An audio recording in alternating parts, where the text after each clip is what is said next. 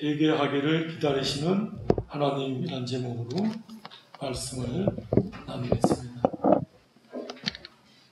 오늘 말씀 보면 두 가지 역사적인 사실을 먼저 기록했는데, 빌라도가 어떤 갈릴리 사람들의 피를 그들의 제물에 섞었다 그렇게 썼어요. 무슨 말인가? 그래서 그 옆에 제가 설교 요약의 해석을 썼어요. 갈릴리 사람들이 제사를 드리다가 죽임이 됐다 하는 것이에요. 이제 빌라도가 어떤 갈릴리 사람들의 피를, 사람을 죽여서 그 피를 그들의 제물에 섞었다 그랬으니까 갈릴리 사람들이 제사를 드리다가 죽임이 됐다 그렇게 해석이 되겠습니다. 두 번째 역사적 사실은 4절에 실로암에서 망대가 무너져 치어 죽은 18사람이 있었다 하는 것입니다. 망대가 무너져서 18명의 사람이 생명을 잃었다 하는 것입니다. 이거 두 가지 사건을 통해서 예수님께서 갈릴리 사람들이나 또 죽은 18사람들의 사건을 설명한 말씀이에요. 갈릴리 사람보다 죄가 더 있는 줄 아느냐? 너희에게 이르노니 아니라 너희도 만일 회개하지 아니하면 다 이와 같이 망하리라. 그러니까 이 갈릴리 사람들의 죽음과 또 망대가 무너져서 죽은 18사람들도 불회개 때문에 생긴 일이다 그 말씀이에요. 회개하지 않았기 때문에 죽었다 그 말씀이에요. 근데 다른 죽지 않은 사람들, 그러니까 다른 갈릴리 사람들이나 또 실로암 망대에서 죽은 8명 외에 예루살렘 사람들의 죄가 저들의 죄보다 적기 때문에 죽지 않은 것인가? 그렇지 않다. 하나님께서 회개를 기다리시는 동안에 회개하고 하나님 앞에 바로 서야 된다. 그런 말씀이에요. 그러면서 여기 비유를 한 가지 들었는데, 포도원에 무화과 나무를 심었는데 그 무화과 나무가 열매를 맺지 않았다는 거예요. 죄송합니다. 그래서 3년을 기다렸는데 열매를 맺지 못해서 찍어버리라 그랬더니 관리하는 자가 금년에도 그대로 두소서, 내가 두릅하고 그름을 줄이니 이후에 만일 열매가 열면 좋으니와 그렇지 않으면 찍어버리소서 하였다 하시니라. 그 비유는 항상 회개할 수 있는 것이 아니고 회개할 수 있는 기회가 있을 때 회개해야 된다. 그 기회가 지나가면 회개할 수 없다. 그런 말씀이에요. 죽기 전에 회개하면 되지 않겠는가? 죽기 전에 회개한다. 참 어렵죠. 죽기 전에. 그래도 하나님은 은혜 주시면 혹 몰라도 하나님의 은혜가 없다든지 갑자기 불의의 사고로 죽는다든지 그렇게 되면 여유가 없죠. 전혀 깨달을 수 없죠. 신종 코로나 바이러스 때문에 죽은 사람들이 우리들보다 더 죄가 많아서 그렇게 됐을까? 적용한다면 그렇지 않다. 우리들도 죄를 회개하지 않으면 하나님 앞에 징계와 심판을 받을 수 있다. 그 말씀이에요. 우리가 사건을 보면서 저들은 어떻다 그렇게 보다 그 일들을 보면서 나는 어떤가 그렇게 살펴보라 하는 말씀이에요.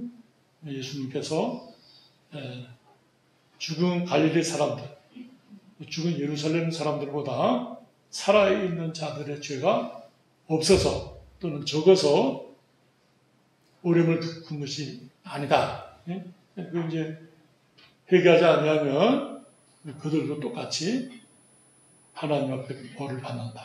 그 말씀. 근데 이 비유는 회개할 수 있는 시간이 정해져 있다. 그 시간이 지나면 기도할 수 없다. 대표적인 예가 에서가 사냥하고 들어오다가 야곱이 팥죽을 끓여서 주면서 그 장자의 직분을 내게 팔라 이렇게 말합니다. 에서가 죽게 된 마당에 뭐 장자의 직분이 무슨 의미가 있겠느냐? 그러고는 팥죽을 먹고는 그 장자의 직분을 팔았어요. 성경에 저가 장자의 직분을 가볍게 여기니라 그렇게 말했어요. 나중에 이삭이 축복하려고 그럴 때 물론 야곱이 들어와서 속이고서 축복을 먼저 받아갔지만 에서가 그 다음에 들어와서 축복을 원했을 때 축복을 받지 못했어요. 거기에 성경에 보면 저가 과거에 장자 직분을 팔 때의 잘못됨을 회개하지 않았기 때문에 결과적으로 축복을 받지 못했다는 내용의 말씀이 거기 성경에 언급되어져 있어요. 우리가 과거에 어떤 잘못을 했는데 이러고 저러고 가다가 그냥 회개하지 못하고 잊어버렸어요. 잊어버리면 죄 없는 줄 생각해요. 난 죄 없어. 그렇게 생각해요. 어떤 분이 목사님이 설교하시면서 죄가 없는 사람 손들어 보라 할 때 어떤 사람이 용감하게 손을 들었어요. 목사님이 그 손을 다 안 들 줄 알고 질문했는데 손을 드니까 목사님이 그 설교 맥이 다 끊어져 버렸단 말이에요. 근데 어떤 아주머님이 일어나셔서 저분이 지난 주일에 우리 소 엉덩이를 멍덩이로 때렸습니다. 그런 바람에 그 사람이 손을 올렸는데 어떻게 우리가 죄가 없다 이렇게 하나님 앞에 자신할 수가 있겠어요? 내가 회개할 수 있는 기회를 잃어버리게 되면은 에서가 축복을 받지 못한 원인이 하나님 앞에 불순종함으로 말미암는 것인데 물론 그 전에 하나님의 예정과 작정이 있죠. 근데 자기의 허물과 죄는 생각지 않고 이 야곱이 이거 나쁜 놈 같으니라 그렇게 생각한단 말이에요. 그것은 에서가 끝까지 하나님 앞에 회개하지 않았다. 우리가 회개할 수 있는 기회가 있을 때 회개해야 돼요. 성령께서 우리 마음속에 그 은혜를 주신단 말이에요. 그럴 때 잘못했습니다. 앞으로 이렇게 하지 않겠습니다. 이렇게 주님 앞에 회개하고 용서를 받고 새로워져야 된다. 예전 제가 이제 부목사 하던 화평교회에 지금은 권사님 되셨는데 아이가 주일날 주일학교 안 가고 학원에 갔어요. 시험 기간이 돼서 어머니가 교회보다 학원에 먼저 가야지. 이 녀석이 뛰어가다가 교통사고가 났어요. 다리가 부러져서 병원에 입원해 있었어요. 이제 저희 교구니까 신방을 갔어요, 제가. 저를 보자마자 집사님이 목사님, 제가 주일 성수하지 않아서 이렇게 아이가 다리가 부러졌어요. 부주의해서 운전자가 부주의해서 사고가 났죠. 아니요, 제 마음속에 하나님이 너 주일 성수 안 하고 이렇게 아들 학원에 보냈다 하는 깨달음을 얻었어요. 그 다음에 제가 말을 안 했어요. 그러니까 하나님이 그렇게 깨닫게 해주셨다니까 이게 맞는 말씀인데. 그 다음에 그 아이의 성장에서 주일 성수를 아주 그 어머니가 철저하게 가르쳤어요. 시험 때든지 어떤 때든지 간에 주일날 예배 드리는 것을 존귀케 했어요. 그 남편 믿지 않았어요, 그 당시에. 근데 남편 믿고 지금은 안수집사로 충성하시는 걸 봤어요. 제가 화성교에서도 어떤 집사님 예배가 아주 옛날인데도 골프 치러 다니셨어요. 두 분이. 주일날 그분이 늘 주일 성수 하시는 집사님이신데 그날따라 부부가 같이 골프 치러 가셨는데 큰아들이 운동하다가 팔이 부러졌어요. 그리고 그 집사님 남편 되는 분은 이제 교회를 안 다니는 분이었는데, 에이! 주일날 골프 쳤다고 하나님이 아들 팔을 분질러 버렸네. 안 믿는 집사님 남편이 안 믿는데, 남편이 그런 얘기를 하는 거예요. 그래서 이제 그 부인되는 집사님 마음이 찔려서, 다시는 주일날 운동하러 가지 않겠다. 이렇게 얘기했다. 하나님이 그 마음속에 깨닫게 하시니까 그렇게 얘기하는 거예요. 우리가 잘못했을 때 하나님이 우리를 사랑하시니까 즉각 깨닫게 해주세요. 아이고 하나님 잘못했습니다. 다시 이렇게 하지 않겠습니다. 그 하나님이 용서해 주세요. 더 큰 사고와 위험으로부터 예방해 주세요. 제가 방금 성경 예배 시작하면서 묵도에 읽은 말씀은 잠언 16장 말씀인데 우리는 우리 자신을 의롭게 생각해요. 괜찮은 사람으로. 하나님 앞에서 보면 허물과 잘못이 많은 사람. 우리가 깨닫지를 못해서 그렇지. 우리가 하나님 말씀 앞에 두렵고 떨리는 무로 섬길 때 난 참 하나님 앞에 거짓되고 연약한 존재지. 생각하는 거나 말하는 거나 행동하는 것이 옳음이 별로 없지. 인식하고 하나님 앞에 나아가는 자, 하나님을 찾는 자, 하나님 앞에 부르짖는 자가 소망이 있다. 예수님께서 두 사건을 통해서 너희들도 회개하지 아니하면 이와 같이 망하리라. 회개해야 산다. 그렇게 말씀하는 거예요. 박영선 목사님 그 주석에서 죄란 뭐냐? 두 가지입니다. 하나는 하나님 보내신 예수 그리스도를 믿지 않는 것이 근본적인 죄다. 썼어요.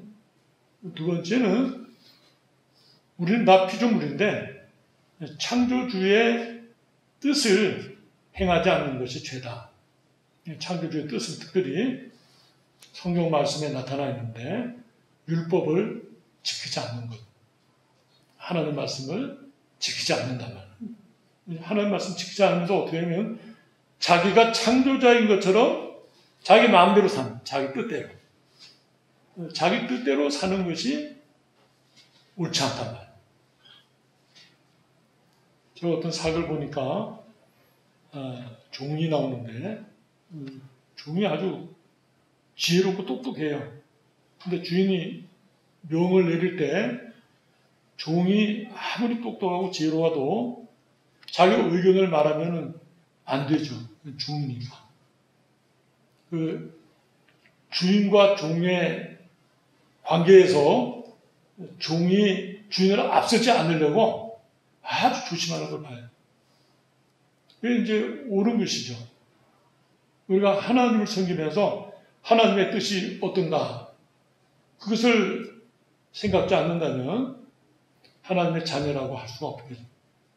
우리가 예수 그리스도를 믿으면서 동시에 하나님 말씀을 지킨다. 순종한. 그래서 어떤 책을 보면 제목이 예수님이라면 어떻게 하셨을까? 이런 때 어떻게 하셨을까? 그런 책이 있어요. 매 순간마다 어떤 것을 결정할 때 예수님이라면 어떻게 하셨을까? 먼저 생각해 본단 말이에요. 그렇게 우리 자신을 살펴보는, 우리가 어렵다, 괜찮다, 죄가 없다, 그렇게 생각하는 것이 아니라 의심한단 말이에요. 저도 눈이 젊었을 때는 안경 쓰지 않았어요. 어떤 사고로 인해서 눈이 문제가 있다는 걸 제가 알겠어요. 한쪽이 난시가 있는데 잘 맞지 않아요. 분명히 한 요만큼 될 것 같은데 자료 딱 재보면 딱 맞지 않는단 말이에요. 의심해요, 이제는. 제가 제 눈에 대해서 자신 있게 맞다 이렇게 고집하지 않아요. 문제가 있다 그런 생각. 우리의 어떤 일들을 판단할 때도 내가 확실하다. 시간이 가면서 그렇지 않다 이렇게 깨닫게 돼요. 다 옳은 것은 아니다. 자신을 믿지 않아요. 신뢰하지 않아요. 그렇다고 뭐 문제가 있다 이렇게 심각하게 보는 건 아니지만은 그러나 뭐 내 길을 걸 만큼 확신이 가지 않아요. 문제가 있다. 다른 사람의 의견을 묻고 또 어르신들의 의견을 묻고 그래서 내 자신이 생각했던 거를 이야기를 나누고 이렇게 하면 좋겠구나 이렇게 지혜를 얻는단 말이에요. 또 하나님 앞에 기도하고 여러 선배들의 목사님들은 어떤 생각을 했을까 책도 읽어보고 지혜를 얻는단 말이에요.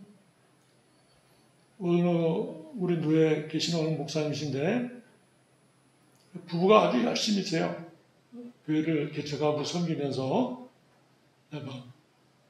몸과 영을 모든 것을 다 동원해서 막 희생적으로 하셨어요.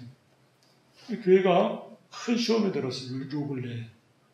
왜냐하면 두 분이 너무 열심히 하면서 자신들이 가진 생각이 너무 옳다고 굳게 믿는 바람에 성도님들이 에이 그러고 다 나가버렸었어요. 큰일을 당한 거예요. 두 목사님과 사모님이 한 2, 3개월 정도 막 근신하시면서 기도하시면서 무슨 문제일까 많이 생각을 했어요. 우리 소문을 들은 몇몇 목사님들도 그런 일이 있었구나. 어떻게 하면 좋을까 그런 생각이에요. 그분들이 나중에 늦게 깨달은 건 뭐냐면 자기들이 아무리 확신이 있어도 성도들은 어떤 생각을 하고 있을까? 주변은 어떤 생각을 할까? 이걸 좀 들었으면 좋았는데 전혀 듣지 않았어요.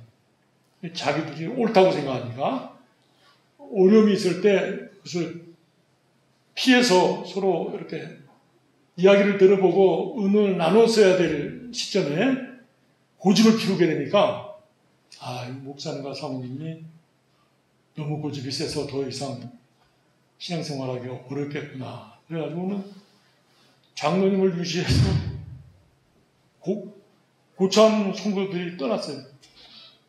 굉장히 충격이죠.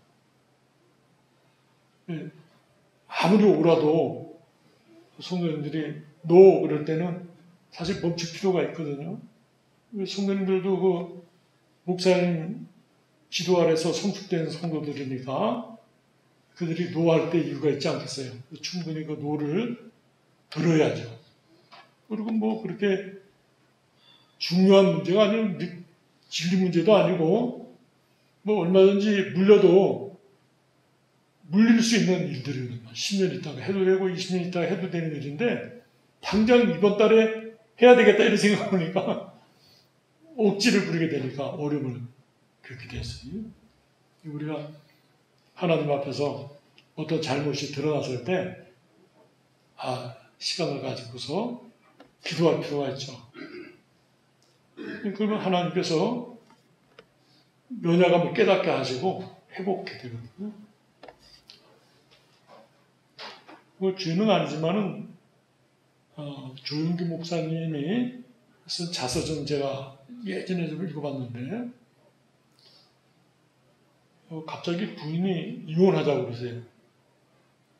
큰일이죠. 목사님이 이혼하자고 그러니까 큰일이니까 조윤기 목사님이 40일 금식기도 하셨어요. 한 25일쯤 지나서는 이제 혼자 거동이 어려우니까 이혼하자고는 했지만은 수발을 들어줘야만 살 수 있는 사람이 됐으니까 사모님이 들어와서 이제 수발을 들었어요. 한 27일째 제 기억에 대략 한 30일째쯤 됐을 때 하나님께서 응답을 주셨는데 내 우선순위가 어떻게 되느냐 이렇게 이제 물으셨다고 그래요. 그래서 주임 목사님이 하나님이 첫째고 두 번째는 목사고 세 번째는 교회고 네 번째는 성도들이고 다섯 번째는 우리 자식들이고 여섯 번째는 부인이죠. 그러니까 하나님께서 그러니까 부인이 이혼하자고 그러지. 그렇게 깨닫게 됐더라고요. 그래서 이제 그 기도를 마치면서 우선순위를 어떻게 세웠냐면 첫째는 하나님, 두 번째는 목사, 세 번째는 부인, 네 번째는 목사 자녀들, 다섯 번째는 교회, 여섯 번째는 성도들 이렇게. 그랬더니 이혼하자고 하던 때가 2,000명 모였을 때인데 그 6개월 동안에 7,000명이 된 거예요. 그 우선순위를 바꾸고 난 뒤에부터 그렇게 간증을 쓰신 걸 제가 본 적이 있어요. 조일 목사님이 이혼하자고 그럴 때 부부 관계나 뭐 이런 여러 가지 일들 가지고 그 문제를 해결한 것이 아니라 하나님 앞에 나가서 기도함으로 말미암아서 타계난 기도한 지 6개월 지났을 때 아내에게 물어봤다고 그래요. 요즘은 어떠냐?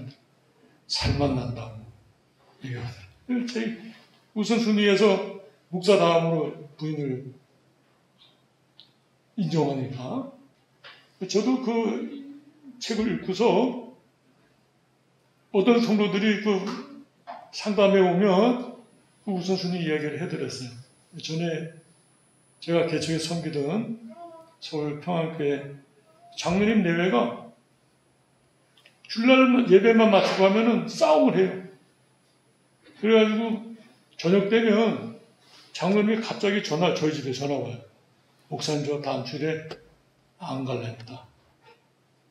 장로님이 다음 주에 안 오겠다고 밤에 전화를 온 거예요, 저한테. 예, 그렇게 하시죠. 전화했고, 다짜고짜로 그냥 안 나오겠다니까, 그 밤에 뭘 물어볼 수도 없고, 그래서 전화를 놓으면서 제가, 예, 그렇게 하시죠. 그 다음 주에 가서 신방을 하세요. 도대체 그게 무슨 말씀입니까? 그랬더니 권사님이 하는 말씀이, 이는 같이 부부싸움을 하다가 자기가 코너에 몰리면 목사님에게 전화해서 그게 안 간다고 하는 게 최고 무기라는 거예요. 그럼 권사님이 졌다 그래서 싸움이 그냥 거두어진대요. 매번 싸워서 저한테 제가 전화 받은 게 3번 받았어요. 3번. 그래서 이제 안 되겠더라고요. 그래서 제가 두 분을 불렀어요. 두 분이 이제 우선순위 때문에 제가 이제 말씀을 드리고 개척교회니까 두 분이 맡은 직분이 많았어요. 남자 장로님은 어떤 직분을 꼭 하고 싶으세요? 4개를 맡고 있었는데 자기 성가대 대장은 꼭 하고 싶대요. 성가대 대장으로 하고 나머지는 다 내려놓기로. 권사님은 뭘 하고 싶으냐니까 주일학 교사만 하고 싶대요. 다른 거는 구역장도 있고 다른 거 여전도 회장도 있고 그러지만은 나머지는 다 사표를 받았어요. 조금 부족하지만 다른 분들에게 이렇게 맡겼어요. 그분도 한 6개월 지났는데 제가 피드백을 해봤어요. 교회 갔다 오면 너무 편하죠. 행복합니다.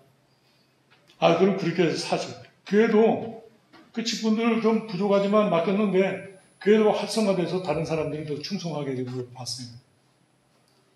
이제 우리가 하나님 앞에서 잘못된 것을 고쳤을 때 참 안식과 평안을 주신 것 같아요. 우리가 이런 사건들 보면서 이렇게 하면 되겠구나. 특별히 요즘 신문에 이 신종 코로나 바이러스를 예방하는 방법은 손 씻는 것이 최고다. 여러 전문 의사들이 질병 감염 박사들이 얘기하는 내용도 있고 손 30초만 씻으면, 그리고 뭐 한 번만 씻는 게 아니라 물만 보면 손 씻는다고 그래요. 그 의사들이. 100% 예방이 된다고. 왜냐면 우리 손으로 하루에 몇십 번을 코, 입, 뭐 귀, 눈 이런 거 만진단 말이에요. 그 손에서 전염이 되니까 손을 씻는 거예요.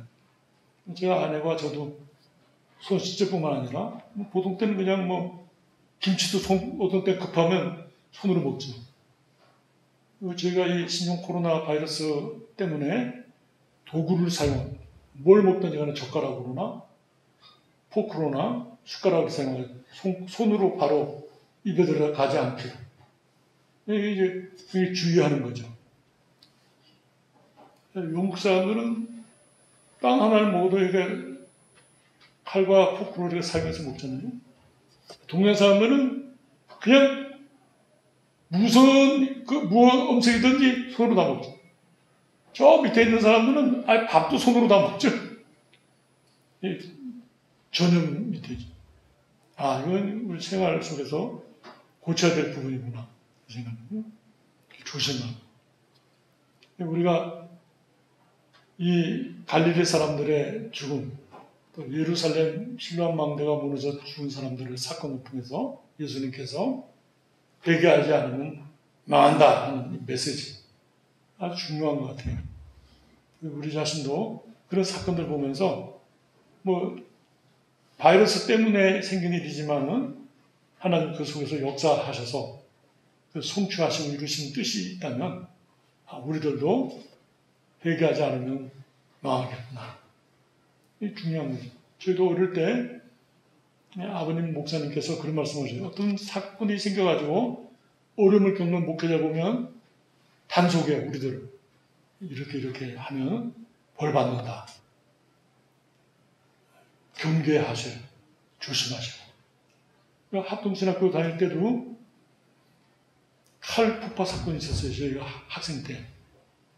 근데 그날 박윤정 목사님께서 점심 금식을 명하시고는 그 채플이 11시부터였는데 오후 3시까지 기도하도록 했어요. 이건 큰 사건이다. 이건 나라적으로 큰 사건이기 때문에 금식기도 해야 되겠다. 예배 마친 뒤에 남아서 계속해서 3시까지 기도했던 적이 있어요. 이런 지혜, 지식, 이런 지시는 신령한 지도자들이 깨닫는 거예요. 아, 이건 민족적으로 큰 문제다. 우리가 회개하지 않으면 큰일 나겠다. 어떤 특별한 죄 때문이 아니라 우리가 하나님 앞에 회개하는 것이 사는 길이다. 그렇게 깨닫는 것이죠. 그런 것을 보았던 우리들도 어떤 사건이 생길 때, 야, 이거 기도해야 되겠다. 제가 우리 합신 동문 카카오톡에서 보면 현재 교회 우리나라 안팎으로 27개 기독교 단체에서 이 신종 코로나 바이러스 감염 때문에 기도하고 있다. 빨리 이 바이러스가 잡히도록 치료가 되도록 환자와 확진자, 감염자 그 모든 주변 사람들이 회복될 수 있도록 하나님의 뜻을 깨닫고서 주님 앞으로 돌아오는 역사가 있어지도록 기도하자. 막 굉장히 아주 빠르게 그 기도에 대한 그 소식들이 오고 가고 있어요. 이거 보면 아주 심각하고 자기들은 건강하죠. 우리 한국 사람들 건강하고 그러나 깊이 영적으로 관심을 가지고 기도하고